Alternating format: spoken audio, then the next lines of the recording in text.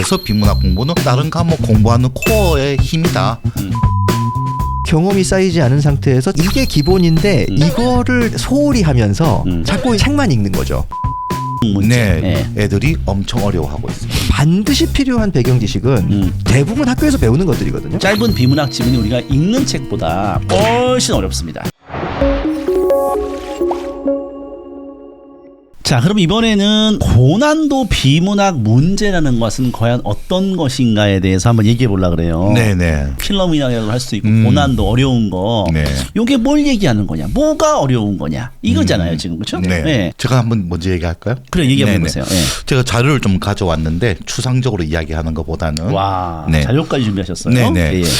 보통 이제 정답률이 30% 이하. 네. 그죠? 10몇 퍼센트들. 그리고 보통 요즘에는 40%만 내려가도 그렇죠. 뭐 고난이도 문제라고 그러더라고요. 그래서 이제 쭉 모아 보면은 한 가지 공통점이 있어요. 지금 이 문제 정답률 19%, 19%, 그럼 35%, 35%, 31%, 32% 다들 어려운 이제 문제들인데 네. 딱 보면은 두 가지로 이제 압축이 되는데 네. 보면은 지금까지 본 것 중에서 전부 보기. 네. 그러니까 이 내용을 제대로 이해했으면 이 사례에 적용해봐라 문제들. 보기 적용 문제. 네, 애들이 엄청 어려워하고 있습니다. 보기 적용 문제를 네. 어려워한다. 예. 그러니까 지문을 완벽하게 이해하지 못하면 사례에 적용을 못하니까. 그렇지. 네, 그래서 학생들이 어려워하고요. 네. 그 다음으로 자주 이제 틀리는 문제들이 이런 문제, 기억과 니은 디귿 해가지고 서로 비교해가지고 하는 문제, 일명 추론 문제라고 하는 거. 추론 문제. 네, 이런 문제들을 어려워하더라고요 보니까. 그래서 계속 보면 전부 이제 복이 있는 애들, 복이 있는 애들 다 사례에 적용을 해야 되는 애들. 엄청 쉬워 보이지만 정답률은 19%밖에 안 돼요. 19%라는 거는 거의 애들이 못 풀었다는 얘기입니다. 네. 예. 아예 손을 못 댔다는 얘기예요. 네네. 19%는. 네. 그러니까 이게 표나 그래프나 어떤 사례에 적용하는 거 아니면 이렇게 기억 니은 나와가지고 추론하는 문제들을 학생들이 집중적으로 틀리고 있죠.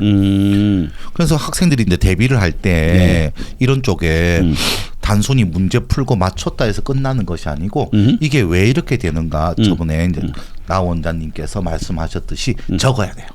적어야 된다. 네, 적어야 돼요. 왜 이렇게 되는지를 이제 쓰면서 분석을 해라. 네, 그래야 네. 기억에도 오래 남고 네. 이게 자기 머릿속 정리도 되고. 그래서 보면은 유형은 정해져 있는 것 같아요. 보면은 유형은 정해져 있다. 네. 예. 학생들이 앞에 1, 2, 3을 맞췄기 때문에 에이 이거 하나 틀리는 거 괜찮아 이런 마음가짐 하면 안 될 것 같아요. 앞에 1, 2, 3은 누구나 맞추는 거고 결국 이 사례에 적용하기를 자기가 잘 맞추느냐 못 맞추느냐 추론 문제를 잘 맞추느냐 못 맞추느냐 여기서 결판이 나는 것 같아요. 결판이 난다. 네. 그리고 이제 첨언하자면은 뭐 정답률 50% 60%도 있는데 마지막에 단어 문제.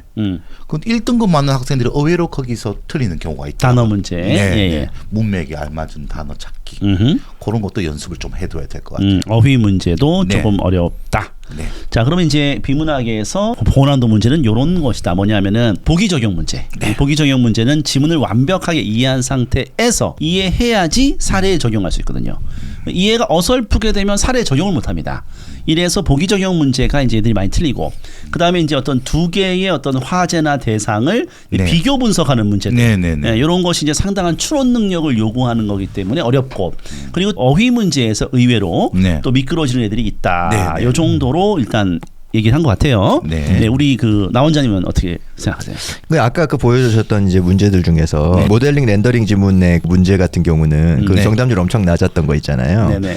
보통은 이제 오지선다 중에서 뭐 5개 중에서 좀 매력적인 오답이 하나 정도 있는데 저 문제는 되게 특이하게 매력적인 오답이 2개가 있었어요. 2개가 네. 있었어. 예. 그게 아이들의 성향에 따라서 매력적인 게 달랐습니다. 성향에 네. 따라서. 그러니까 실제로 아이들 이렇게 좀 표본이 작긴 하지만 아이들 실제로 틀린 거를 제가 조금 판문을 해봤더니 문과 성향 강한 애들이랑 이과 성향 강한 애들의 매력을 느낀 오답이 달랐거든요. 아, 그러니까 문제 설계를 굉장히 복잡하게 한 거죠, 나름대로. 그래서 사실은 정답률이 굉장히 낮아져 버렸는데, 네. 그러니까 저런 류의 문제를 이제 틀리게 되는 이제 근본적인 이유는 아이들이 이 글을 읽을 때는 글은 대체로 이제 좀 그 추상적인 단어들이 많이 들어가 있잖아요. 네. 그러니까 이제 아이들에게는 글자만 보이거든요. 그러다 보니까 이제 이 막 글자로 흩어져 있는 이 정보들이 정리가 잘 되지 않아요. 예. 머릿속에서 그죠? 그렇죠. 정리가 잘 되지 않는데 예술 지문이라든지 과학기술 지문이라든지 이런 것들은 표상화할 수 있어야 되거든요. 그러니까 아이들이 글을 읽으면서 뭔가 시각적인 정보를 머릿속에 좀 그릴 수가 있어야 돼요. 이미지화가 네, 되는. 그렇죠. 그게 좀 필요해요. 네. 그러니까 저 지문 같은 경우에도 모델링과 렌더링이 되는 과정이 어떤 것인지가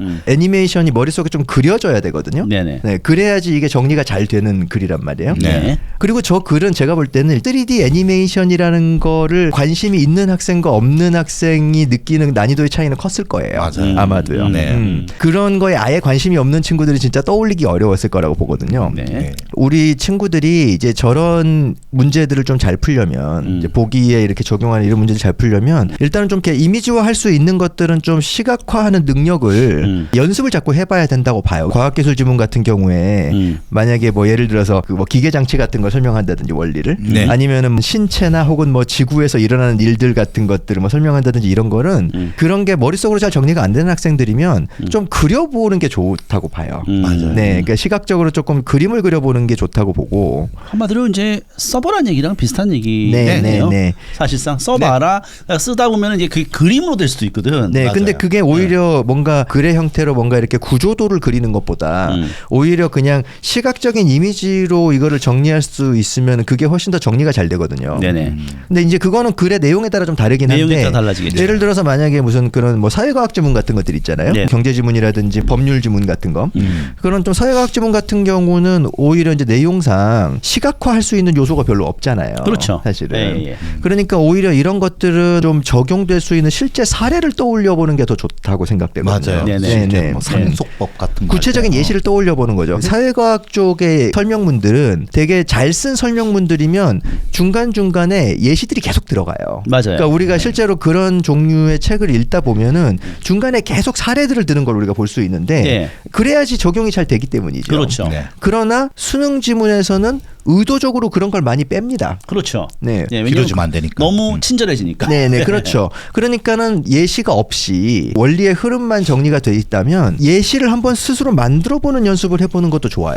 네. 왜냐하면 실제로 이제 이게 추론 문제 같은 걸로 나올 때는 네. 사례를 주고 거기에 적용하는 문제들을 내거든요. 네. 그런 연습들 가급적이면은 문제 보기에 제시되어 있는 사례에 적용하는 식으로만 문제풀이를 하기보다는 네. 글을 여러 번 꼼꼼하게 천천히 읽으면서 실제 사례를 내가 한번 조금 만들어보는 연습 같은 걸 해보면 좋습니다. 네. 그러면은 조금 더 이런 종류의 글들을 이해하는 데 도움이 되거든요. 아이들이 너무 글자에만 연연하다 보니까 이게 좀 잘 안 되는 경향들이 있는 것 같아요. 이미지에 익숙하게 이제 진화가 돼가지고 네. 이제 이미지화하는 게 훨씬 더 이해하는 데 도움이 되죠. 네. 글의 어떤 성격에 따라서 그 글을 이제 그림을 그리면서 이해해야 되는 글이 있을 수 있고 네. 사례를 적용하면서 이해해야 되는 글이 있을 수 있고 네.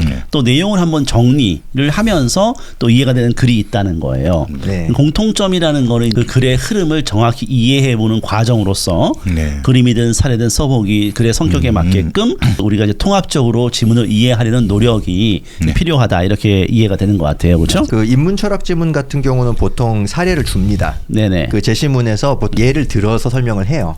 철학 지문들은. 왜냐하면은 그런 게 없으면은 철학 지문 같은 경우는 특히 인문학 지문들은 내용이 전반적으로 매우 구체화되어 있는 내용들이 아니잖아요. 예. 그러니까 굉장히 관념적인 말들 위주로만 돼 있는데 네. 그래서 아무런 뭔가 예시 문장이나 이런 거 없이 그냥 관념으로만 설명을 하면은 당연히 읽을 수가 없기 때문에 학생들이. 네네. 네. 그래서 보통 그런 지문들은 예시를 주거든요. 근데 문제는 그것도 어렵죠.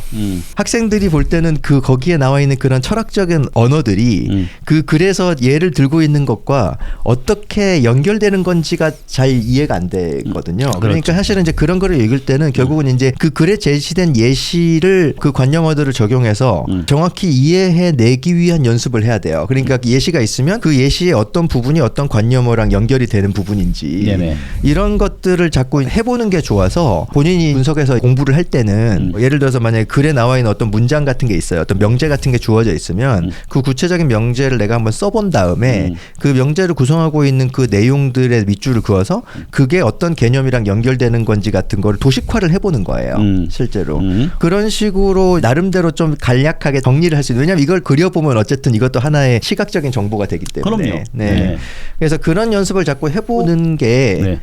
결국은 이제 이런 유의 문제들을 좀 더 잘할 수 있는 그런 힘을 좀 기르는 데 도움이 될 것 같아요. 예, 솔루션으로 이제 제시를 했는데 사실 내가 물어본 거는 고난도 비문학 문제는 어떤 것이냐. 근데 왜냐하면 고난도 비문학 문제가 어떤 것이냐는 이미 소장님이 다 말씀해 주신 거예요. 얘기해줬고 네. 그에 대한 솔루션을 한번 언급한 것 같고 네. 일단은 고난도 비문학 문제라는 것은 제가 봤을 때는 지문이 어렵다. 이제 이렇게 이제 간단하게 맞아요. 일단 무조건 지문이 그냥 어려운 겁니다. 그래서 우리가 뭐 문제가 어렵냐, 문제를 잘 이해했냐는 얘기를 많이 하지만 지문에 대한 이해력이 상당한 수준까지 올라간다면 문제는 그렇게 어려운 건 사실 아닌데 우리 아이들이 지문을 미처 이해 못한 상태에서 문제로 가다 보니까 사실상 많은 문제가 발생한다. 저는 이렇게 생각을 합니다. 그러면은 우리 아이들이 이 비문학을 어려워하는 이유가 뭐냐에 대해서 뭐 앞에 나온 얘기랑 중복될 수도 있긴 한데 네. 왜 우리 애들이 비문학 어떤 거 어려워해요? 우리 근데 되게 다양한 이유가 있는 거죠. 첫 번째는 아이들이 이제 그런 추상적인 언어들, 네. 추상적인 언어들에 대해서 알려고 하지 않습니다. 네, 이제 일단 그게 제일 큰 문제라고 봐요. 일단은 그 자세를 갖추는 게 되게 중요하다고 봅니다. 그러니까 예를 들어서 만약에 글에서 감각적이다라는 표현이 나왔을 때 네. 사실은 감각적이다라는 말 자체가 굉장히 관념적인 말인데 그렇죠. 근데 그 감각적이라는 말도 문맥에 따라서 다른 의미로 쓰이잖아요. 예를 들어서 그 글의 내용이 지각하고 뭔가 인식하는 그런 인지작용에 대한 글이면 네. 그때 감각이라는 건 우리가 감각기관을 통해서 외부의 정보를 받아들이는 거를 얘기하는 거잖아요. 예. 근데 또 만약에 글이 어떤 그 예술적 표현에 대한 글인 경우에는 그 감각적이다라는 말은 예술 작품을 통해서 뭔가를 표현할 때 그거를 얼마나 우리의 실제 현실과 유사성이 있게 표현하느냐를 감각적이라고 표현을 하거든요. 네네. 문맥에 따라서도 그 말이 조금씩 다르잖아요. 네네. 쓰임새 자체가. 예.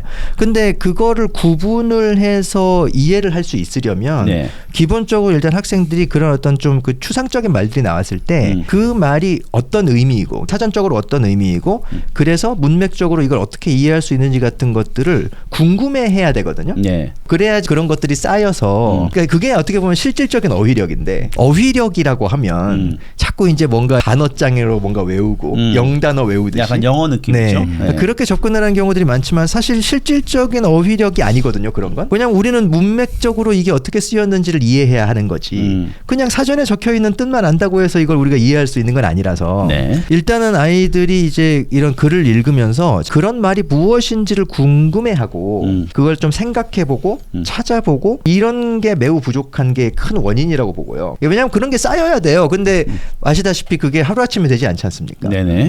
그러니까 그런 고민이 좀 쌓이는 게 되게 중요하고 실제로 책을 읽는 독서와도 좀 연결이 되는 거긴 한데 그게 주된 주제는 아니니까. 네. 또 비문학이 어려운 이유가 이제 스키마랑도 관련이 있어요. 모든 종류의 글들은 아는 게 아무것도 없으면 안 읽히는 건 당연한 거라서. 그렇지. 예를 들어서 만약에 지구의 지각이 변동이 일어나서 지각이 뭐 융기가 되고 뭐 지각이 침강하고 뭐 이런 게 만약에 나온다고 했을 때 일단은 그걸 이해하려면 뭐 융기니 침강이니 하는 추상적인 말들을 이해하는 것도 중요하지만 네. 기본적으로 지각이 움직이는 구조에 대한 이해도 필요하잖아요. 그렇죠. 물론 그거는 우리가 초등학교, 중학교에서 배우는 과학의 내용에 들어가 있지만 이제 그런 것 자체가 이제 많이 부족해 버리면 아예 이해가 안 되죠. 네. 아예 정리가 안 되거든요. 기본적인 배경 지식은 당연히 필요합니다. 근데 사실은 제 생각에는 수능 비문학을 읽는 데 있어서 반드시 필요한 배경 지식은 대부분 학교에서 배우는 것들이거든요. 그러니까 초등학교, 중학교 수준에서 대부분 배우는 것들이고 네. 물론 안 배우는 것들도 좀 알면 도움이 되긴 해요. 근데 그 외에 학교에서 배우지 않는 수준의 배경 지식은 알면 좋은 수준이긴 하거든요. 그런 것까지 몰라도 읽을 수는 있는데 네. 알면 도움이 되는 거죠. 근데 문제는 우리 아이가 의대를 갈 거잖아요. 네. 또 의대가 나왔네 갑자기. 아 그럼요. 네. 그게 목적이잖아요. 그러면 초등학교, 중학교의 교과 내용뿐 아니라 그 이상의 다방면에 어느 정도 좀 얕은 수준의 네. 배경 지식들이 좀 있으면 글이 훨씬 더 빨리 읽히겠죠? 독서를 많이 하면 좋겠네요. 네, 뭐 그것도 그렇고 그리고 이제 좀 그런 글을 읽는 경험을 많이 쌓는 게 좋은 것 같아요. 기출지문 같은 것들도 있잖아요. 그렇죠. 그러니까 그런 것들을 많이 보는 경험을 하면은 또 자연스럽게 좀 쌓이겠죠. 네네. 비문학이 어려워하는 이유가 추상적 언어에 대한 이해력. 일단 아는 게 없는 거죠. 아는 게 없고 배경 지식의 어떤 부족 등등 이런 것들로 인해서 이제 어려움을 느낀다는 거고. 네. 네, 우리 이소영님은 고3 애들 뭐 수업 많이 해봤잖아요. 네네. 비문학은 뭐 왜 이렇게 어려워요, 애들이? 중학생들이 처음 비문학을 공부할 거니까 네. 꼭 아셔야 되는데 네. 고3 때까지도 읽기 방법을 잘못 익혀가지고 읽기 방법? 너무 그걸 바꾸기 힘들어 하더라고요. 맞아요. 무슨 내용이냐면은 그냥 쭉 읽어. 그러면 머릿속에 알아서 정리해 주겠지. 이런 식으로는 쭉 눈으로 읽는 애들이 있거든요. 그런데 한글이 영어에 비해서 가독성이 3배나 좋대요.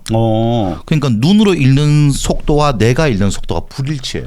눈은 벌써 이까지 읽었는데 뇌는 한참 뒤를 읽고 있거든요. 그러니까 읽어도 모르겠대. 그래서 나한테 들어가 선생님 이거 뭐예요? 라면 내하고 같이 이제 소리내서 쭉 읽으면 내가 문제는 이렇지 설명하려는데 학생이 벌써 알겠어요? 선생님 하고 가요. 그러니까 소리내서 같이 읽으니까 정확하게 둘이서 정독만 해도 알 거를 정독만 해도 눈으로 빨리 읽어보니까 빨리 풀어야 되니까 뭐 8분 만에 풀어야 된다 이래가지고 눈으로 쫙쫙쫙 읽었는데 뇌는 하나도 안 읽은 거죠. 뇌가 읽어야 이해를 하고 문제를 푸는데 눈으로만 읽은 거죠. 눈으로만 읽는다? 네. 그래서 중학생들이 제일 처음 비문학 지문들 고1 거 막 풀고 이렇게 할 거잖아요. 집에서 소리 내서 읽어야 돼요. 소리 내서 읽어야 된다. 그래야 한글이 너무 좋다 보니까 가독성이 너무 좋아요. 그래서 맞아요. 소리 내가지고 읽어가지고 뇌가 읽는 속도와 눈이 읽는 속도를 일치시켜야 돼요. 그게 가장 기초인 것 같아요. 가장 기초다. 네, 소리 내서 읽는 연습을 하자. 네, 그렇게 해야 뇌로 읽어가지고 이제 지문을 이해하는 그런 훈련이 되죠. 나 원장이 말씀하신 이 쓰고 정리를 해야 된다 이것도 눈으로 벌써 읽었는데 뇌가 정리를 아직 못 하고 있으니까 이거를 하면서 할 수가 없죠. 뇌가 올 때까지 기다려주는 거죠. 솔직히 한글이 너무 가독성이 좋은 글자라서 벌어지는 일들도 많은 것 같아요. 그런 것도 많다. 네, 네. 예. 일찍 공부를 시작하는 애들을 기준으로 보는 거잖아요. 네네. 너무 빨리 읽으려고 하는 습관을 지향하는 게 좋은 것 같아요. 네. 너무 이 시간 내에 해야 된다는 거에 너무 얽매이지 않고 어느 정도 읽으면서 이해가 돼야 되니까 방금 소장님이 얘기했던 것처럼 근데 아직 이 아이들은 숙달된 1등급 레벨의 고3이 아니잖아요. 예. 그러니까 그 시간 내에 반드시 읽고 풀어야 된다는 거에 너무 얽매이면 안 되는 것 같아요. 느리더라도 읽으면서 자기가 어느 정도 머릿속에 좀 뭔가 좀 정리가 되는 정도의 자기만의 속도로 읽는 연습을 해야 되고 저도 그 소리내서 읽는 거에 대해서는 굉장히 동의합니다. 네, 그건 굉장히 효과적인 거예요. 옛날에 학교 선생님들이 저희 어렸을 때 애들 막 일으켜 세워가지고 맞아요. 한 막 명씩. 교과서 막 소리내서 읽게 하고 했잖아요. 그렇죠. 그때는 진짜 그게 되게 쓰잘데기 없는 귀찮은 뻘짓이라고 생각했는데 왜 이런 걸 시킬까? 그쵸. 이런 느낌이었는데. 그렇죠. 왜냐하면 나도 눈이 있고 나도 한글을 뗐는데 왜 이런 쓸데없는 짓을 할까? 그렇지. 그런데 나이가 들어 생각을 해보니까 대단히 유의미한 학습이었다. 맞아요. 네. 그런 생각이 들더라고요. 이게 소리를 내서 읽으면 슉슉슉 지나갈 수가 없어요. 그죠? 맞아요. 우리가 무슨 래퍼가 아닌 이상 초고속으로 읽을 수 없거든요. 그렇죠. 네, 우리가 무슨 아웃사이더가 아닌 이상 초고속으로 읽을 수 없기 때문에 실제로 소리를 내서 읽는 속도로 읽으면 100%는 아닐지라도 어느 정도는 이해하면서 가게 되거든요. 맞아요. 그거는 굉장히 좋은 습관이라고 봐요. 어렸을 때는. 그 다음에 누구 시킬지도 몰라서 막 집중하고 그렇죠, 있어야 돼요. 그렇죠. 그렇죠. 15번 시킬 줄 알았는데 16번을 시켜. 정신 바짝 차리고 있어야 돼요. 이상하게 자주 시키는 애들도 있죠. 맞아. 그래요. 그래서 이제 아이들이 이제 이런 문제점으로 인해서 그러니까 눈으로도 너무 그냥 휙휙 읽어가는 거, 네. 뇌는 못 따라오는데 눈만으로 그냥 네, 쓱쓱 네. 읽는 이런 방식도 문제가 있다는 거죠. 네. 그래서 우리가 정독을 하고 소리내어 읽고 이런 방식을 통해서 이제 그런 식의 대충 읽기의 느낌, 제가 대충 읽는지도 모르고 네네네. 눈으로만 읽는 방식, 이런 것들이 비문학을 어려워하게 되는 이유다 이렇게 볼 수가 있을 것 같고요. 제 생각에 이제 비문학이 어려운 이유는 사실 우리가 일반적으로 하는 그 독서 그 책들이 많이 있어요. 우리가 좀 재밌게 뭐 애들이 평상시에 읽는 책들은 굉장히 호흡이 길지 않습니까? 그거를 많이 압축한 게 비문학 지문이기 때문에 짧은 비문학 지문이 우리가 읽는 책보다 맞아요. 더 지문 자체가 어렵다고 봅니다. 저는.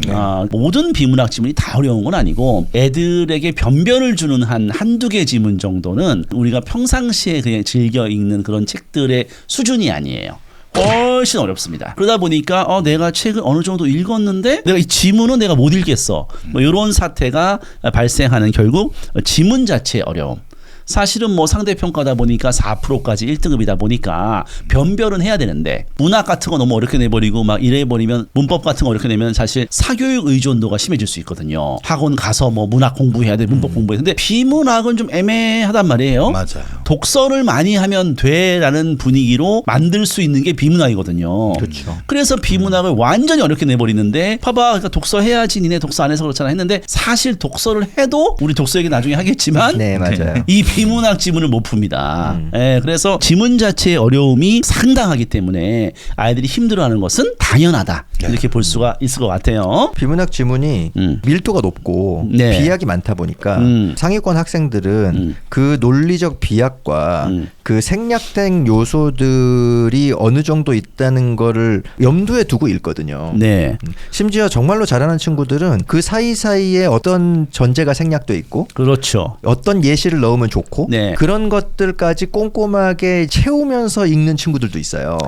채우면서 읽는 애들이 결국엔 고득점을 받습니다. 그렇죠, 그렇죠. 예. 결국은 이제 그 정도까지 갈 수 있는 게 베스트인데 그게 되려면 네. 뭔가 이렇게 압축된 정도, 생략된 정도가 어느 정도인지 실전에서, 그러니까 실전 지문이 어느 정도의 비약으로 가는지 그 호흡을 본인이 좀 알아야 되는데 그거는 경험을 통해서 쌓을 수밖에 없거든요. 그거는 누가 알려준다고 해서 되는 게 아니라 실전 지문들을 많이 접해봐야 느낄 수 있어요. 그 느낌만큼은 누가 못 만들어줍니다. 그러니까 그거는 조금 실전 지문들을 다양하게 접해보면서 경험이 좀 어느 정도 누적이 돼야 돼요. 그게 어느 정도 누적이 돼야 그 다음에 그거를 정리를 하든 뭔가 채우든 그게 되거든요. 예. 이렇게 얘기하면 결국 또 양치기 하라는 얘기 아니냐 뭐 네. 이렇게 얘기를 하겠지만 그런 네. 비판이 있을 수 있는데 네. 도달하고자 하는 목표가 높으니까 높은 목표에 도달하기 위해서는 당연히 학습 양이 필요하죠. 아유, 그럼요. 네, 그건 당연한 거죠. 많이 네. 해야 잘하게 되지. 지속적으로 얘기하고 있는 게 학교 현실이 우리가 결국 수능에서 만나야 되는 비문학 지문과 괴리가 있고 우리가 읽는 책들도 수능 비문학 지문 변별을 주는 지문과 괴리가 있다 보니 결국은 여기서 우리가 한계성에 부딪히면서 아이들이 힘들어한다. 네. 이렇게 좀 생각이 된다는 거예요. 괴리를 극복을 해야 된다는 거죠. 그리고 이게 또 하루아침에 되는 것도 아니야. 왜냐하면은 아까 지문 우리가 보여줬지만은 와 정말 어렵습니다. 지문이. 사실 우리 선생님들은 공부를 많이 한 사람들이에요. 솔직하게 문법이나 문학 문제는 딱 보는 순간 사실상 0.1초 만에 답 나오잖아요. 우리가 문학과 문법 공부를 많이 한 사람들입니다. 비문학 공부도 많이 한 사람들이에요. 근데 문법과 문학은 딱 보면 답이 금방 나옵니다. 보통은. 그렇죠. 근데 비문학은 우리도 생각해봐야죠. 답이 금방 안 나와. 네. 같이 읽어야 돼요. 애들이 데리고 오면은 문학 하나 문법 딱 보면 야 답이 이거잖아. 근데 비문학은 읽어보자 하면서 이제 읽는단 말이에요. 이 정도로 만만치 않은 영역이란 말이에요. 그러면 이제 결국에는 이 비문학을 그럼 우리가 네. 어떻게 네. 준비해야 되냐 이거지. 네, 네. 언제 준비해야 되고 어떻게 준비해야 되고 예? 어떻게 보면은 할 것도 많은 것 같은데 네. 내신으로 문학도 하고 문법도 하고 뭐 해야 되는데 네. 피문학 공부를 이거 대체 어떻게 해야 되는 거야? 이거에 대해서 뭐 한번 뭐 얘기해 보실래요, 누가? 얘기 한번 해보세요. 네. 예, 예. 일단 두 가지로 나눠서 말씀을 드려야 될 것 같은데 이제 네. 하나는 내용적인 점 스키마 기르는 쪽, 하나는 이제 글 읽는 능력 기르기 이렇게 두 가지로 나눠서 이야기를 해야 될 것 같아요. 네. 배경 지식을 엄청 중시하다가 네. 요즘에는 뭐 배경 지식이 뭐가 중요하냐, 읽기 능력이 중요하다로 이제 많이 넘어왔는데 네. 저는 아직도 지문에서 뭐 이론 나오고 네. 이기호발설이니 뭐 이런 거 나오면 도대체 무슨 소리인지 네. 학생들한테 설득시키기가 너무 힘들어요. 그렇죠. 배경 지식이 전혀 없으니까 학생들이. 아예 그냥 일자 무식이니까. 그러니까 백진데 그림을 아무리 그려봐봐야 소용이 없더라고요. 그래서 어느 정도 스키마는 필요하다. 어느 정도 스키마는 필요하다. 네. 그래서 중학생들이 이제 시간 있을 때 네. 물리 쪽에 이제 조금 재밌는 책들, 그리고 동양 철학에 재밌는 책들, 그리고 서양 철학에 재밌는 책들을 좀 많이 읽어주면 좋을 것 같아요. 그래서 일단 독서의 중요성을 강조하신 거고. 그렇게 해서 배경 지식을 많이 늘려놔야 될 것 같아요. 배경 지식이 필요하다. 예. 그리고 솔직히 서울대 가는 학생들 보면은 그런 배경 지식의 중요성을 알아가지고 쉬는 시간에 보면 다들 그런 책들을 읽고 있어요. 네. 그래서 독서를 좀 많이 해라. 이제 스키마를 기르기 위해서. 본인은 독서를 많이 저는 이제 독서 많이 하는데. 많이 했구나. 네. 1년에 몇 권 정도? 엄청 읽죠. 학창 시절에. 학창 시절에는 문학 위주로 읽었고. 문학 위주로 읽었고. 이제 학생들에게 비문학 수업을 하기 위해서는 책을 많이 읽어야 되더라고요, 보니까. 수업을 하려고. 네, 양자역학책까지 제가 읽을 줄은 몰랐습니다. 네. 양자역학책만 7권. 양자역학책을 읽어야지 수업할 수 있나요? 내용이 풍부해지니까. 풍부해지고 다양하게 전달을 해주면서. 네, 일단 빨리 지문 읽고 문제 풀고 나서 그다음 딴소리 할 수는 없잖아요. 그렇죠. 지문하고 관련된 네. 뭐 촉분 1호까지 들어가서 선생님 진도 나가죠. 이 말 나올 때까지 깊이 들어갔다가 나가고 해야 되니까. 네. 그래서 배경 지식이 많으면은 더 빨리 읽을 수 있고 더 깊이 이해할 수 있고 정확하게 이해할 수 있으니까 저는 스키마는 어느 정도 중학교 때 길러야 된다고 생각을 하고요. 좋아요. 일단 스키마 얘기했고 그다음에 네. 문제 푸는 요령에 대해서는 네. 여러 가지 방법들이 있죠. 지문 꼼꼼히 정독하는 방법, 그리고 문제 풀 때 우리 국풀처럼 논리적으로 문제 푸는 방법, 이런 걸 연습을 해야 되죠. 네. 그래서 정독을 하면서 논리적으로 푸는 연습을 하는 것이 결국은 좋다. 네. 그리고 그냥 읽을 때도 지문을 꼼꼼히 읽으면 된다, 그건 아닌 것 같고 분류의 설명 방법이면은 문제가 이런 식으로 나오더라. 그렇게 자기가 정리가 돼야 될 것 같아요.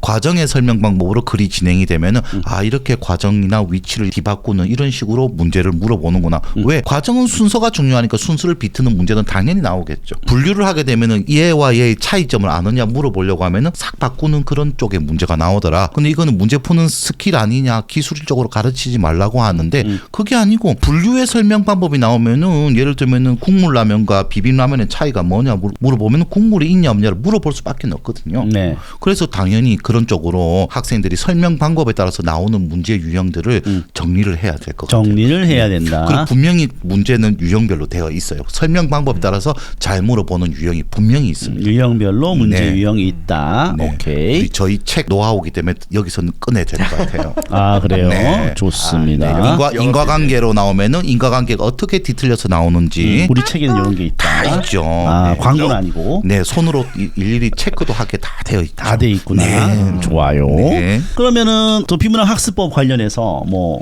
나온 장은 뭐 덧붙이자면 덧붙여 보세요.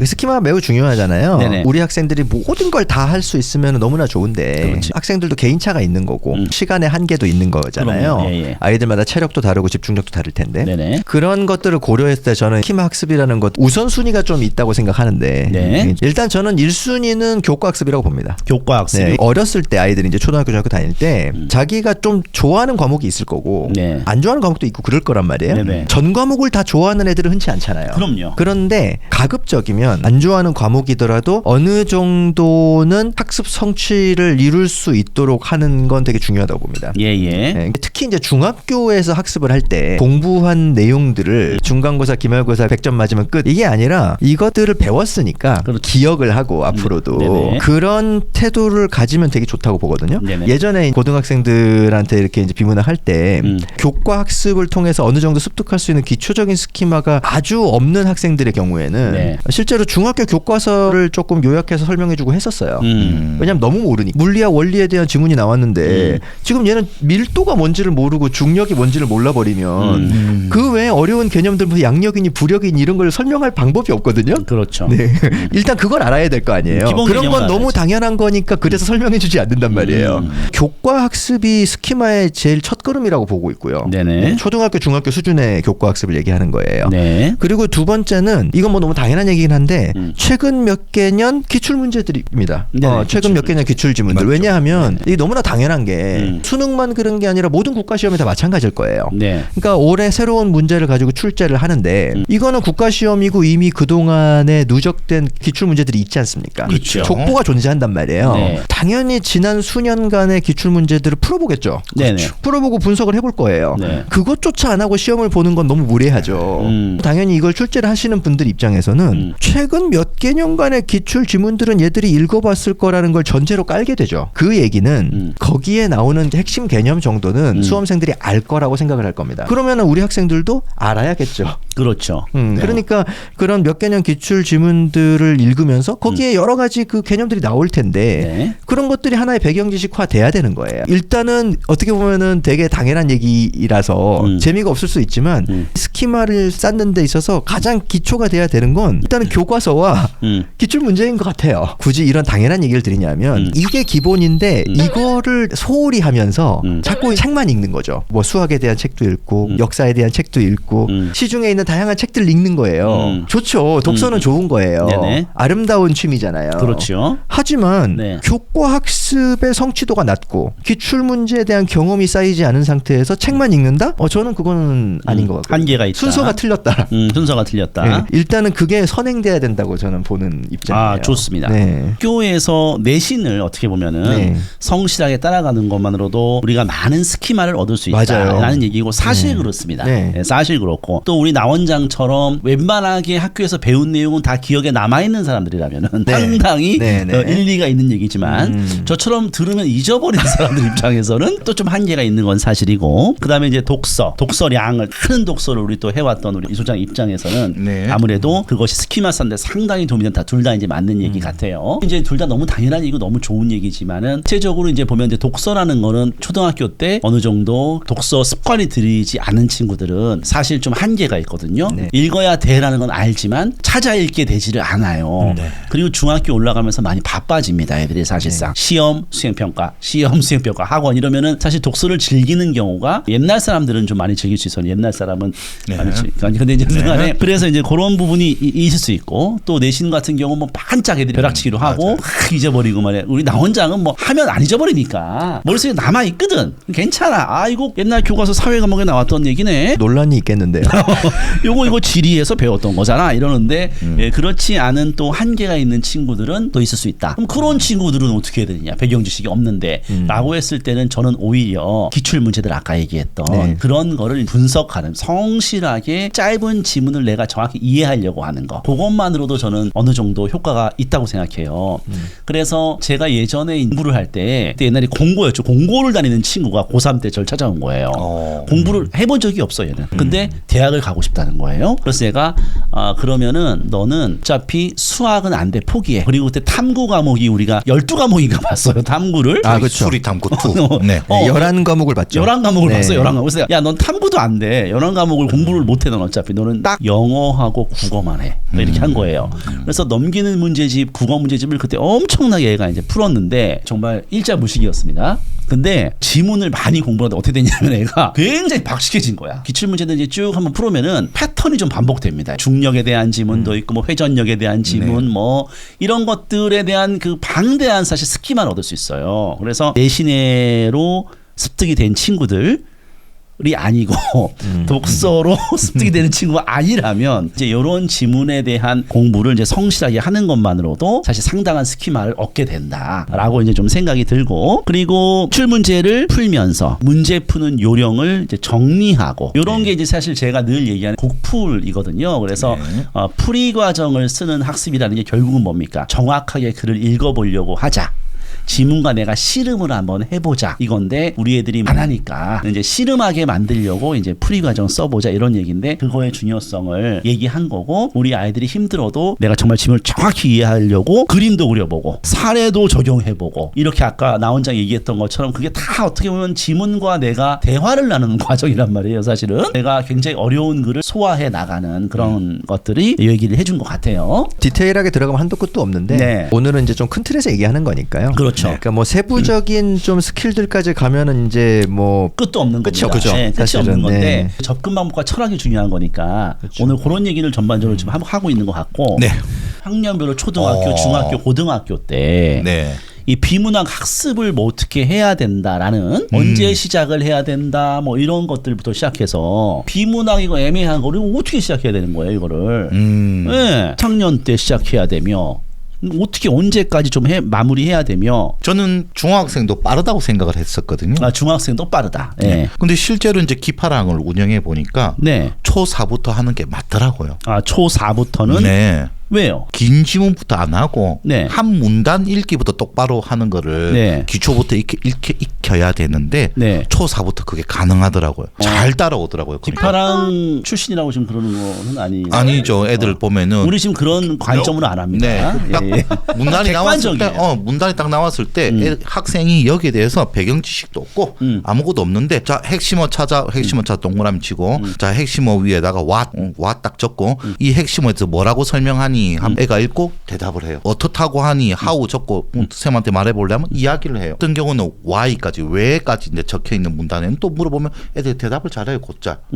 그 과정을 거치니까 6개월만 지나면은 한 문단, 두 문단 정도는 어려운 비문학을 초등학생들도 잘하더라고요. 그리고 정확하게 명제 판단 같은 거 할 때 형광펜으로 근거를 딱 찾아서 문제 꼼꼼하게 푸는 것도 연습이 되더라고요. 4학년부터. 그럼 일단 초4부터 시작하는 게 맞는 것 같다라고 생각을 한다는 거죠. 거죠. 네, 너무 빠른 거 아니야라고 생각했는데 학생들의 그 흡수력은 네. 어마어마하더라고요. 그렇죠. 네. 나 원장은 언제 어떤 식으로 하는 게 좋아요? 이제 뭐 뭐- 깃발한과 상관없이. 네, 공부라는 게 교과의 영역마다 어느 정도 시기에 추월하게 할 수 있는 게 있고 네. 그렇지 않은 것들도 있어요. 네네. 나이에 따른 좀 발달 상황에 따라서 좀 힘든 것들도 있고 그렇거든요. 그렇죠. 근데 이제 국어 같은 경우는 오히려 이제 문학 영역은요. 네. 아주 소수의 아이들을 제외하고는 초등학생 나이에 뭔가 본격적으로 뭘 하기가 쉽지 않습니다. 맞아요. 왜냐하면 문학이라는 거는 결국은 이해를 하고 이해를 바탕으로 좀 이제 감상을 할 수 있어야 되는데 맞아요. 시험에 출제되는 뭐 시나 소설이나 수필이나 이런 것들이 어쨌든 다 성인들을 위한 작품들이잖아요. 그렇죠. 동화 같은 걸 하는 게 아니기 때문에 네. 그러다 보니까 아이들이 이해를 하거나 공감을 할 수 있는 그 한계가 있죠 분명히. 이별의 맞아요. 정한. 네, 이게 이제 어린이들이기 때문에 어쩔 수가 없어요. 그러니까 그거는 아이들이 뭐 똑똑하고 안 똑똑하게 문제가 아니라 그냥 아이가 아직 어리고 그렇죠. 아직 사회 경험이 적으니까 네. 당연히 이해할 수 있는 폭이 좁은 겁니다. 그러니까 네. 그건 어쩔 수가 없고 오히려 초등학생인데도 불구하고 그런 어떤 시나 소설이나 이런 거를 읽고 굉장히 깊게 이해를 할 수 있는 아이들이 신동인 거죠. 그치, 사실은 문학 신동인 거죠. 네. 오히려 저는 문학 공부를 본격적으로 하는 거는 초등학교 때부터 굳이 안 해도 된다고 봐요. 네. 그래서 동화나 청소년 도서라는 게 있는 거죠. 아동 청소년 문학이 따로 있는 게 결국 그런 이유인 거라고 저는 보거든요. 네. 비문학 영역은 오히려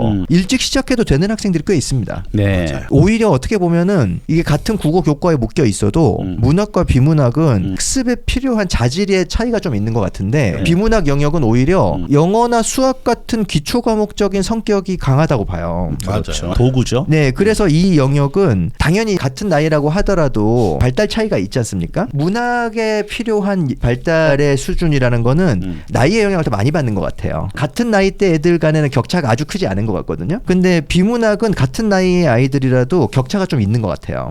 동 나이대 애들 중에서 비교적 좀 상위권에 좀 자질이 있는 아이들이라면 좀 일찍 시작해도 되는 영역인 것 같아요. 네. 네, 실제로 초등학교 4학년, 5학년이어도 이거를 어느 정도 좀 잘 수행해낼 수 있는 아이들이 분명히 존재하거든요. 그렇게 극소수도 아니에요. 물론 모든 초등학교 4학년, 5학년이 그걸 할 수 있는 건 아닐 거예요. 그래도 초등학교 4학년, 5학년 정도 나이여도 거기서 어느 정도 도구 학문을 습득할 수 있는 자질이 좀 있는 상위권 아이들이라면 시작할 수 있다고 봅니다. 그래서 네. 옛날에 국어 영역이 아니고 예전에는 언어 영역이었던 것 같아요. 네네. 그렇죠. 네. 비문학이란 영역이 도구 과목이란 말이에요. 그걸로 영어를 읽고 그걸로 수학을 읽고 사회 과목을 읽고 과학 과목을 읽게 되는 거기 때문에 도구 과목으로서의 역할이 굉장히 중요해서 현재 많은 학부모들이 이미 저학년부터 사실상 독해력, 문해력 문제집을 사서 풀린단 말이죠. 그게 이미 트렌드가 된 지도 오래됐고 문해력의 시대가 와버렸기 때문에 초등학교 과정에서 아까 얘기했처럼 이제 문학은 좀 무리고 비문학을 어느 정도 해놓고 사실 중학교만 가도 우리 아이들이 대부분 학원 가느라고 바쁘고 또 내신 수행 평가 좀 바빠지고 고등학교로 가면 이거는 뭐 정신을 못 차릴 정도로 사실 바빠진다고 봐야 되기 때문에 그런 차원에서도 초등 때 도구 과목을 조금 다져놓고 가면 안정적으로 학습이 이루어질 수 있다라고 보기 때문에 한 4, 5 정도의 스타트를 하는 것도 좋다고 생각을 하고 사실 제일 좋은 건 독서가 사실 맞아요. 책 읽기를 많이 다양하게 하는 게 많은데 현실적으로 책을 읽는 아이들이 비관적으로 생각하는 측면이 있어요. 책을 좋아하는 아이들이 얼마나 될까에 대한 약 부정적인 측면이 있습니다. 제가 좀 책을 좋아하는 애들은 오히려 신경 쓸 게 없고 별로 걱정이 없는데 안 좋아하는 애들이 문제네. 대부분은 책을 안 좋아하지. 왜? 유튜브 뭐 이런 게 있는데 책 읽기가 앞으로도 상당히 저는 힘들어질 거라고 봅니다. 너무 중요하고 이상적인 세계가 있지만 또 그렇지 못하다 보니 이런 것에 대한 학습이 도움이 된다 이렇게 생각이 좀 돼요. 모든 걸 다 잘할 필요는 없긴 하잖아요. 그렇죠. 모든 걸 다 잘할 수도 없는 거고. 뭐 예를 들면은 우리 아이가 그림을 못 그려요. 그림을 못 그리는 아이한테 계속해서 그림을 그리는 걸 시켜야 하는 건 아니에요. 왜냐면은 그림을 좀 못 그려도 아이가 살면서 받게 될 불이익이 크지 않을 거예요. 그렇지 않습니까? 네네. 네. 아니, 수학 선생님들한테 죄송한데 수학도 우리 아이가 그대를 갈 게 아니면 수학을 못해도 갈 수 있는 또 선택지들이 많이 있습니다. 네. 실제로 그렇죠. 책을 읽는 능력은 아 선택의 영역이 아니라는 게 문제예요. 그러니까 우리 아이가 책을 읽는 걸 너무 싫어한다고 해서 그대로 그냥 책을 안 읽는 삶을 살도록 그냥 방치할 것인가라고 생각하면 너무 많은 기회가 줄죠. 아이의 앞으로의 삶에 있어서. 지식 정보화 사회에서는 숨쉬기만큼 중요한 그렇죠. 그러니까 지식과 정보를 능동적으로 얻을 수 있는 능력은 필수적인데 그 능력이 없다면 앞으로 얘가 어떤 분야에서 경쟁력이 있을 것인가를 생각하면은 이거는 좀 안 할 수 없는 것이죠. 안 할 수 없는 거죠. 네. 필수적인 거죠, 사실. 네, 그게 멀리 봤을 때. 좀 안타깝죠. 네. 네. 사실 수학이나 영어 과목 같은 경우는 중3 정도까지 해서 수능 1등급을 우리가 한번 만든다 컨셉으로 많이 오래전부터 해왔더라고요. 자, 인지를 잘 못했는데 국어는 생각이 별로 없었던 것 같아요. 지금까지는. 쭉 애들을 키워 보니까 중3 정도까지 어느 정도는 좀 그래도 의대 가려면 좀 하고 올라가야 현실적으로 가능한 거 아니냐. 학습의 정도를 따지기보다는 의대 목표라고 하면 경쟁권에 있는 아이들이 어느 정도 공부를 하느냐를 생각할 수밖에 없거든요. 그렇죠. 어차피 상대평가니까요. 정원은 정해져 있는 거고 지금 현재 상황을 보면 의대를 가겠다거나 뭐 카이스트를 가겠다거나 뭐 이런 친구들이 중학교 때 그러면 안 하느냐? 다 하죠. 할 게 너무 많아서 다르죠. 그리고 좀 덧붙이면은 사실은 이제 상위권 대학을 가는 거는 수시에서 수능 최저를 못 맞히거나 정시는 뭐 지금 의대 가려면 사실 뭐 국어 하나 수학 하나 정도 뭐 틀린다 뭐 이렇게 봐야 되기 때문에 이게 지금 비문학은 선택이 아니에요. 지금 이 상위권 그렇죠. 대학은 네. 굉장히 잘해야 되는 지금 상황입니다. 그러니까 왜냐하면 그 수능이 돼야 어쨌거나 명문대 가니까. 네. 그러면 수능을 된다는 건 결국 비문학이 된다는 걸 얘기하거든요. 맞아. 그러니 이거 우리 아들 의대 갈 건데 우리 아들이 비문학 막 그냥 읽어줘야 되거든 지금. 그러면 이제 그러면은 방법이 여러 가지 있지만 우리 아들은 책을 안 읽으니까 여러 가지 방법을 고안할 필요가 있다. 중3까지 어느 정도의 상당한 능력을 키워놔야지 고등학교 1, 2학년 때 내신에 좀 집중하면서 그림을 그릴 수 있다라고 좀 생각이 좀 드는데 그러면은 조금 더 구체적인 학습 방법이나 아니면 추천 교재 구체적으로 들어가서 중학생 기준으로 한번 얘기 한번 해볼까요? 혼자 한다고 가정을 해야 되나? 네네. 물론 우리 학원을 다니면 뭐 학원에서 해결하는 건데 네. 그렇죠. 완벽하게 갖춰져 있죠. 안 다닐 수도 있으니까. 네. 어떻게 뭐 그거에 대해서 뭐 혼자 한다? 한번 얘기 한번 해볼까요? 혼공? 야, 이게 혼공이 혼자 한다. 혼공이 쉽지 않은데. 특히 비문학 같은 경우는 일찍 뭔가를 하기에 적합한 시중 교재가 그렇게 많지 않죠. 아하. 네, 그러니까 사실 비문학은 이게 바로 이제 본질적으로 접근이 힘든 이유예요. 바로 제가 이제 강조하는 거는 지문과의 씨름 학습 방법에 대해서 좀 강조를 하기 때문에 유일한 대안은 국풀나라샤가 아니냐. 네, 저는 이런 생각을 하지만 그게 진짜 뭐 홍보 같지만. 특별한 대안이 있느냐라고 한다면은 잘 모르겠는 게 어쨌든 입시 전선에 나가 있는 고등학생이 아니고 이제 중학생인데 스스로 미리 좀 공부를 해보겠다는 거잖아요. 그렇죠. 맞아요. 이 비문학은 중학생들이 조금 쉽게 뭔가 시작을 하자라는 의미로 하려면 일단 지문을 새로 만들어야 돼요. 그렇죠. 있는 그렇죠. 지문은 너무 어려우니까요. 네. 실전 지문은 너무 어려우니까 결국은 뭔가 초급 교재를 만들려면 지문을 새로 만들어야 됩니다. 문제도 다 새로 만들어야 돼요. 근데 그 난이도가 너무 높아요. 그러다 보니까 시중에 그런 류의 교재가 많이 나오는 게 시장 논리상 불가능합니다. 만약에 전국의 모든 중학생이 다 살 만큼의 강력한 수요가 형성된다면 그런 게 좀 시중에 더 많이 나올 수도 있어요. 그렇지. 그런데 현실적으로 그건 어렵단 말이에요. 그렇죠. 고3이면 모르겠는데. 그렇죠. 그러니까 마땅한 교재가 많이 없을 거예요. 그렇죠. 우리 연구소가 그 어려운 걸 해냈네요. 엄청난 일을 하고 계시는 거죠. 그렇죠. 그래서 우리가 또 만드는 책이다 보니까 또 뭐 도움될 거 있어요? 정시간이 없고 책 읽기를 싫어한다. 누구 아드님이 그런 경우에는 우리가 주로 하는 건 그거잖아요. 과학 지문, 기술 지문, 동양 철학, 서양 철학. 요거 정도는 배경 지식이 있으면 잘 읽히니까 요즘 유튜버들이 이렇게 전문 지식을 아주 재밌게 토론하면서 영상을 그거라도 들어서 어느 정도 배경 지식을 좀 쌓아두는 게 좋을 것 같다. 그 영상을 통한 배경 지식 아니 그러면은 독서 안 하고 영상을 통한 배경 지식도 도움이 된다. 도움이 되죠. 아하. 특히 과학 같은 경우에는 영상을 보면서 통해서 하니까 더 잘 되는 경우가 이제 그러면 있더라고요. 시대가 바뀌는 거네. 왜냐하면 그동안 우리가 독서를 통해서 활자를 통해서 이 배경지 스키마를 얻는 연습을 많이 했는데 이제는 정말 유튜브 영상을 통해서도 신종 직업이라고 할 수 있죠. 과학 커뮤니케이터 이런 거 있잖아요. 그렇죠. 너무 재밌고 좋더라고요. 지식을 전달하는 사람들 네. 그런 걸 통해서도 그럼 우리 애들이 유튜브 보고 있어도 되는 거예요? 저는 2차 세계 대전을 책으로 봤거든요. 예. 그래서 좀 안다라고 생각을 했는데 예. 토크멘터리 전쟁 이야기해도 되나? 보고 나서 내가 2차 세계 대전을 하나도 몰랐구나. 아무것도 몰랐구나. 네. 보니까 히틀러의 전기톱 뭐 전기톱이겠지 했는데 알고 봤더니 그 기관총 이름이었더라고요. 보니까 별명이었더라고. 그러면 시대가 바뀌었네 이미. 어떤 배경 지식을 이제 영상으로 얻을 수 있는 시대가 돼버렸네요. 교양 수준의 지식들은 네. 괜찮은 것 이제 같더라고요. 유튜브 영상을 통해서도 꽤 많이 얻을 수 있죠. 하지만 저는 이 두 분과 의견이 다릅니다. 네. 안 읽는다고 하니까. 안 돼. 유튜브 보기 하면 안 돼.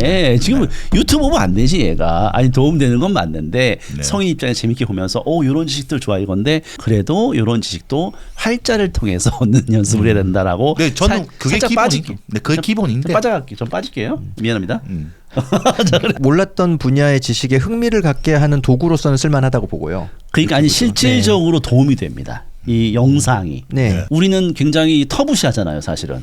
그렇죠. 유튜브 보면 안 돼, 그런 거 보면 안 돼 하지만 의외로 요즘은 이제 재밌게 정보를 전달하는 맞아요. 이런 영상들이 생각보다 도움된다는 거예요. 그 영상으로 이제 정보를 지식을 얻는 거에서 이제 가장 큰 한계는 결국은 우리 아이들이 이제 시험에서 나오게 되는 다양한 영역들이 있잖아요. 네. 유튜브를 통해서 골고루 그걸 습득할 수 있냐는 거예요. 그렇죠. 그건 아니거든요. 예. 물론 가능은 한데 우리는 가능해요. 우리는. 네. 왜냐하면 우리는 어떤 영역들이 있고 학문의 영역들 이게 실제로 국어 시험에 적용이 되는 학문의 주요 영역들이 어떤 영역들이 있고 주로 어떤 토픽들이 수능 지문으로 나오고 이런 걸 우리는 아니까 우리는 유튜브에서 그거와 관련된 영상들을 검색해서 찾아서 보면 되는데 네. 우리 학생들은 그런 걸 모르죠. 모르기 때문에 맞아요. 우리 학생들이 몇몇 뭐 과학 채널, 뭐 역사 채널, 뭐 이런 것들 여러 가지 지식 채널류들을 구독하면서 정보를 얻었을 때 이게 편중되죠. 왜냐하면은 그 유튜브 채널을 운영하는 목적은 전적으로 조회수기 때문에 그렇죠. 그러니까 결국은 조회수가 잘 나올 만한 주제들 위주로 영상을 만들거든요. 그러니까 결국은 볼만한 거 위주로만 만들어진 영상들을 보다 보면 어떤 부분에서는 많은 지식을 얻을 수 있겠지만 또 어떤 부분에서는 하나도 지식을 얻을 수 없을 것이기 때문에 부수적인 도구로 쓸 수는 있겠으나 아이들에게 권장하기에는 좀 한계가 있죠. 예. 정리를 좀 한번 제가 해보려고 그래요. 결국은 이제 비문학의 정체, 비문학을 우리가 왜 수능 때 어려워하고 비문학이 언제 어떻게 해야 되는 거냐 이런 얘기를 이제 전반적으로 했으니까 비문학이 그런 거구나에 대한 이해가 됐을 것 같고요. 비문학 지문을 이해하는 연습. 저는 이제 지문을 이제 씹어먹는다, 지문과 씨름한다 이런 표현을 많이 쓰는데 아이들이 이제 자발적으로 하지는 않는다. 근데 그거를 다양한 방식으로 아까 그림을 그리든 뭘 하든 이런 식으로 하는 방법을 스스로 찾는 것이 중요하고 예전에 우리 문학 얘기할 때 우리 나원장이 그런 말 했어요. 스스로 분석하는 아이들. 네. 지가 옆에다 막 쓰면서 이제 분석을 하는 아이들이 실제로 공부 잘하는 아이들은 그런 애들이 굉장히 많습니다. 왜냐하면 이걸 정확히 이해하기 위해서는 반드시 정리하고 분석하는 과정이 필요하기 때문에 그런 것들을 찾아가는 것이 굉장히 이제 중요하다라고 생각이 되고 일단은 중학교 과정 3학년 과정까지는 어느 정도 그래도 해놔야지 된다 이렇게 얘기가 된 것 같아요. 자, 그러면 우리 비문학 관련해서 이제 못다한 얘기 뭐 덧붙이고 싶은 얘기 있으면은 뭐 마지막으로 하셔도 되고 뭐 없으면 뭐 넘어가도 될 것 같은데. 우리 아이들이 문학 공부도 중요하고 문법 공부도 중요하고 다 중요합니다만은 네. 사실 비문학 공부를 좀 많이 했으면 좋겠고 여기에 좀 많은 시간을 좀 할애했으면 하는 마음이 우리의 목표가 어쨌든 우리 아이 의대 보내기는 하지만 그것과는 좀 별개로 비문학 공부를 많이 하고 여러 분야에 대해서 지식과 경험이 쌓이다 보면요 관심사의 폭이 넓어지잖아요. 네네. 사람이 네. 그게 대학을 잘 가고 뭐 이런 거를 떠나서 얘기거리도 많아지고 또 나중에 고등학교 다닐 때든 뭐 대학을 다닐 때든 나이가 뭐 한 30살이 됐을 때쯤에도 인생의 어떤 방향성이나 이런 걸 계속 찾으면서 살 텐데 네. 결국은 사람이 존재를 알아야 관심을 갖게 되는 거거든요. 아예 존재 자체를 모르는 분야는 나의 인생의 선택지가 아니에요. 이 인지가 안 돼요. 그렇죠. 생각 자체를 네. 못 하니까요. 네. 세상의 여러 그런 분야들에 대해서 인지할 수 있게 만들어주잖아요. 네. 인식의 폭이 넓어지는 거잖아요. 그렇죠. 그러니까 결국은 사람으로서 아이가 살아가는 데 있어서 되게 저는 저는 큰 도움이 된다고 봐요. 그러니까 꼭 성적을 떠나서요. 맞아요. 네. 사실 어떻게 보면 독서의 어떤 중요성에 대해서 얘기한 거라고 사실 좀 이해가 될 수 있는데 그래서 제가 이제 비문학 공부를 저는 사실 독서라고 얘기하거든요. 비문학 같은 게 왜 독서냐? 그거는 뭐 문제풀이인데 이렇게 생각하시는 분들이 많은데 저는 그냥 긴 호흡의 글을 읽냐 좀 짧은 글을 읽냐라는 거라고 생각하고 사실 그것이 비문학은 짧은 글이지만 많은 내용이 압축된 거기 때문에 사실 상당히 긴 분량이 될 수 있는 내용입니다. 어떻게 보면 요약본 같은 느낌이 있기 때문에 그게 일종의 독서라고 제가 생각하고 그 얘기를 지금 사실상 한 거니까 독서가 부족한 친구들은 비문학을 하는 거로 독서를 하게 되면 우리가 다양한 것들을 인지하게 되면서 우리의 인생을 살아가는데 굉장히 방향성을 잡는 데 좋을 것이다. 이런 얘기인 것 같아요. 또 우리 이 소장 같은 경우는 비문학 관련해서 마지막으로 뭐 하고 싶은 얘기 있어요? 비문학 지문이 풀면 재밌는데 내용도 재밌고 또 글을 읽으면서 아 글의 구조가 이렇네. 그런데 내가 다른 과목을 공부하는데 글의 구조가 똑같아요. 그렇죠. 아, 이 비문학 공부를 열심히 했더니 다른 과목도 잘하게 되더라고요. 네네. 그래서 비문학 공부는 다른 과목 공부하는 코어의 힘이다. 그래서 열심히 해야 된다라고 생각합니다. 아, 결국 비문학이 우리의 인생의 방향성을 찾게도 해주고 결국은 세상을 이해하게 해주고 또 다양한 도구가 될 수 있다는 사실은 비문학이 중요하니까 그렇게 수능에서 비문학 중심으로 많이 출제를 하는 거였네요. 실질적으로 문학보다 문법보다 비문학이 우리 인생에 훨씬 도움이 됩니다. 그렇죠? 네. 그래서 이제 수능에서 비문학이 강화됐고 내신에서는 출제하는데 한계가 있었다. 이렇게 좀 정리가 되는 것 같아요. 그래서 우리가 점수 몇 점 따자고 비문학 하자 이런 차원을 넘어서서 독서를 많이 충실하게 정독하는 아이들은 그걸로도 어느 정도 충분하지만은 그렇지 못하는 여건이라면은 비문학 공부를 꾸준히 한번 해보는 것도 상당히 도움이 된다. 이렇게 좀 훈훈하게 마무리를 하면서 오늘 비문학에 대한 얘기는 끝내고 다음에는 정말 그 책 읽기. 제가 좋아하는 주제입니다. 독서에 대해서 한번 얘기하는 시간을 갖도록 하고 오늘은 그럼 여기서 마무리하도록 하겠습니다. 모두 수고하셨습니다. 감사합니다. 감사합니다. 수고하셨습니다. 네.